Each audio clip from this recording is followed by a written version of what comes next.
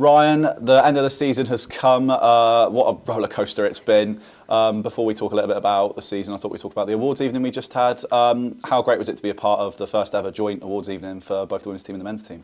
Yeah, I think it's fantastic for the club to showcase both the men's and women's teams. I think all the girls enjoyed the night, all the staff enjoyed it. So, yeah, very grateful to be invited along, and long may it continue.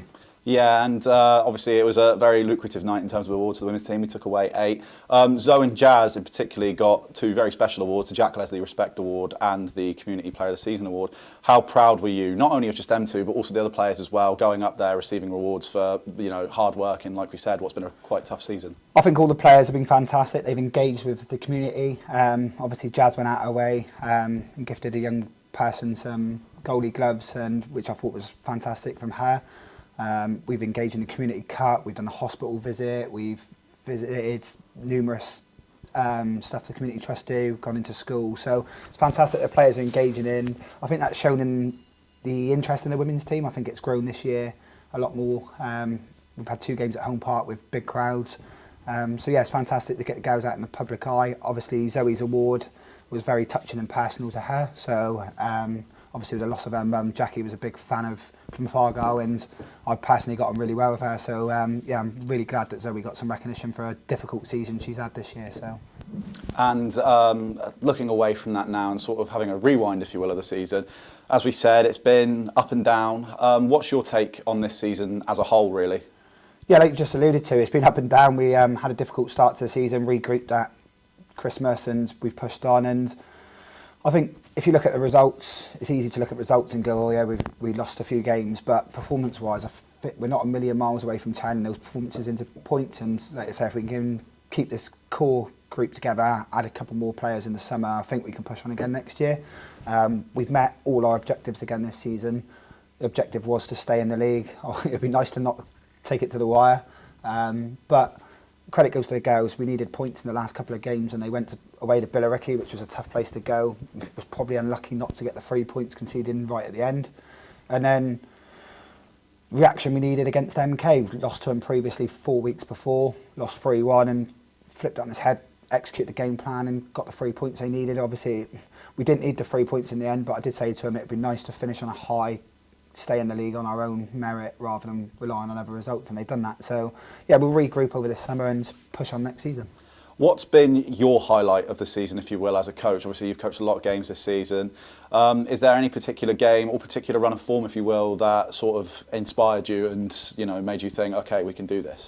If we look at, in terms of form, if we look at February, was a very important month for us. We had 4 teams all around us, and we targeted 3 out of 4 wins, and we got that. So as a month, that was probably the best month we had in. But just watching the group grow and continue to grow, we've got a young squad. We alluded to it. We've rebuilt the team over the last two and a bit seasons, and we're almost where we want to be.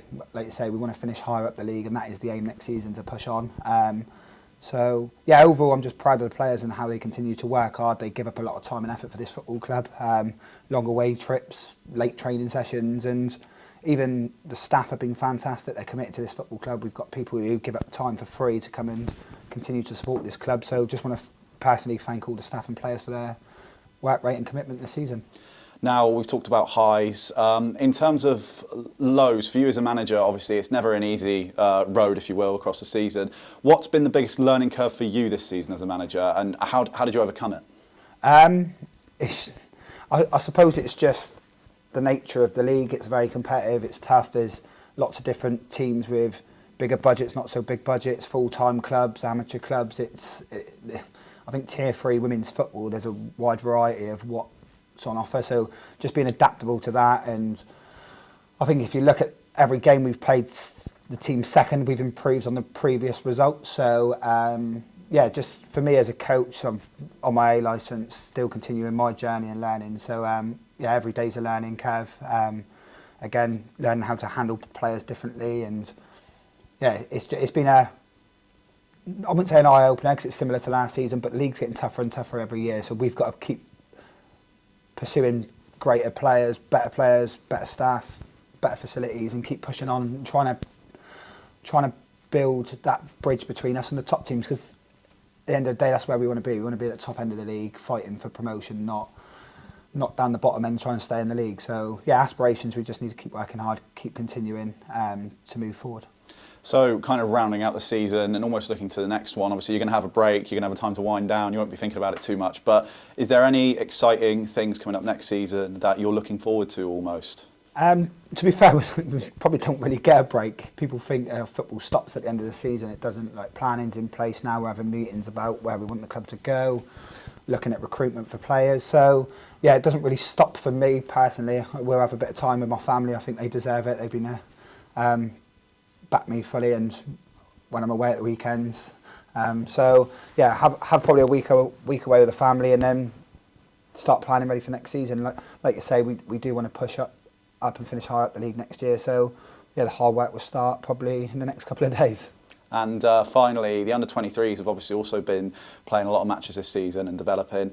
Have you looked at them this season, and is there a few perhaps that you've got your eye on and think that they are ready potentially to start making their way into the team? Yeah, so the under-23s, I think, have done superb this season. They're a young squad, mostly 16-year-old girls. So yeah, there have been a couple who have come up and played. So Grace Perrins has finished the last couple of games with us, been training with us, done really well. Caitlin Bell's another one we're keeping an eye on. She's been in and around the first team. But yeah, we know we've got some good young players at this football club coming through, so we'll get them involved over pre-season, assess them, get them involved in the pre-season games, and see how they adapt to the next level up. But yeah, just that Adam and the staff have done well over the 23s. I think, again, results have improved as the season's gone on. So yeah, and that's what the 23s is about. It's about development. It's not about, we don't focus on the results. Obviously it's nice to win football matches for them, but we just want the players to continue to develop and then bridge that gap between us, the 23s and the first team. So yeah, we'll have a look at them over the summer, and yeah, and hopefully, like you say, we'll get the squad settled early doors so we can hit the ground running in August. Well, Ryan, please make sure you have a rest. Congratulations on keeping the team up this season and hitting all your targets and objectives. We'll see you next season. Cheers, Jake.